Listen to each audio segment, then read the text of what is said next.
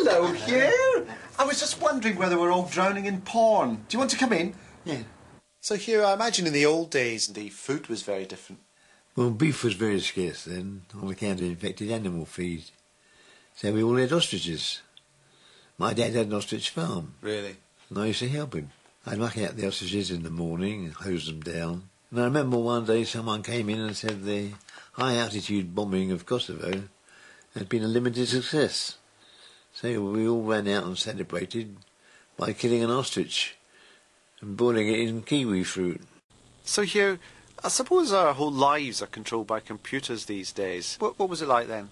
Oh, well, in those days, the internet was in black and white. It was only on for 3 hours a day.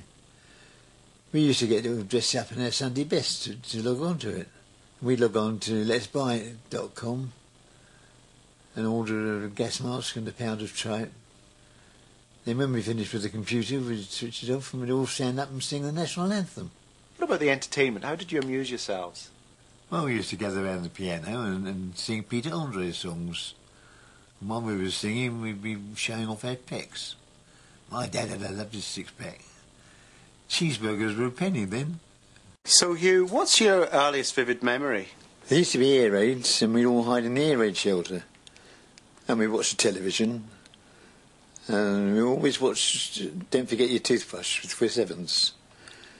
Do you want to go? Where do you want to go? Bali? Where do you don't want to go? Burnley. He was very good. He disappeared up his own arse. Hugh, what about courting? How did you go out with a lady? Well, you couldn't just jump into bed with a lady back then. You go along to her house and you'd ask her parents if you could knock her up and get her on crack. If they said yes, you'd take her along to a junglist mash-up.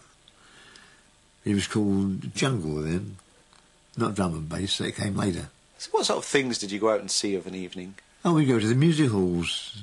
All the variety acts were then, and Lily Savage and Kirsty Young. I remember Chris Tarrant was working the halls. He'd come on and he'd say, "But we don't want to give you that." It was very funny for the first year. So, Hugh, how did you all amuse yourself in those days? Well, we didn't have hundreds of television channels in those days. We just had to make our own entertainment from the basic Sky package.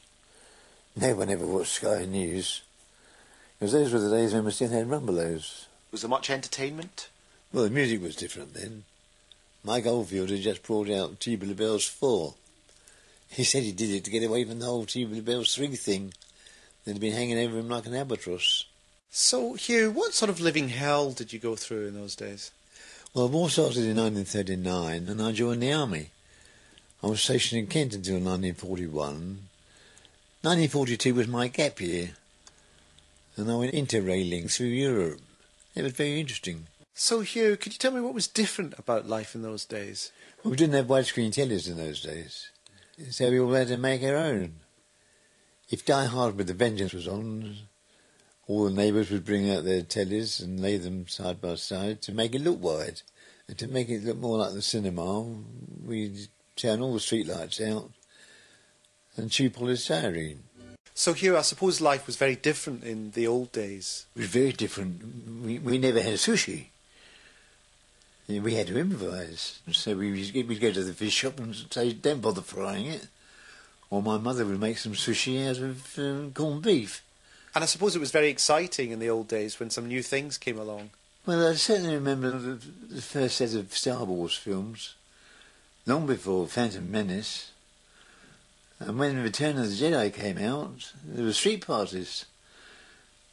George V came out to see it, and we were all given a silver sixpence with a picture of Queen Victoria on one side and a picture of Jabba the Hutt on the other.